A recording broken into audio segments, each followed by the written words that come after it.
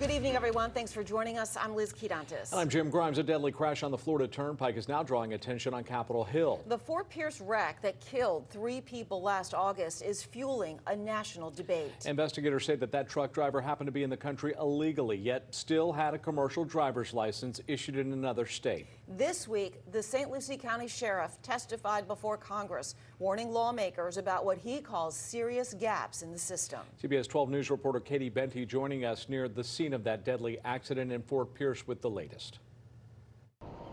How does someone end up driving an 80,000-pound truck if states aren't playing by the same rules? That is the question Sheriff Richard Del Toro raised before Congress this week after a deadly turnpike crash that happened not very far from this spot. It should be harder to get a CDL.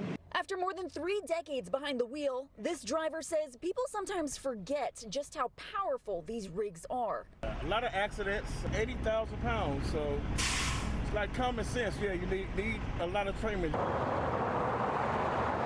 Now, that concern is taking center stage in Washington. On Wednesday, St. Lucie County Sheriff Richard Del Toro testified before Congress, pointing to a deadly crash in his own county. Investigators say truck driver Harjinder Singh made an illegal U-turn on Florida's Turnpike, blocking all lanes, leading to a crash that killed 3 people. For the families of those victims, this is not a policy debate, it's a permanent loss.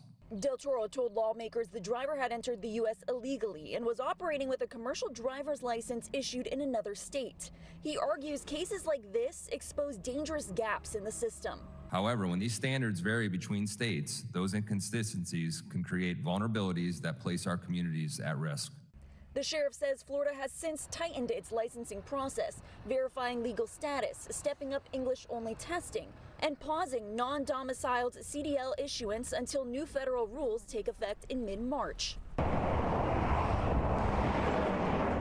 Should be English. Right, easy. But if you can't read the signs, what you gonna do?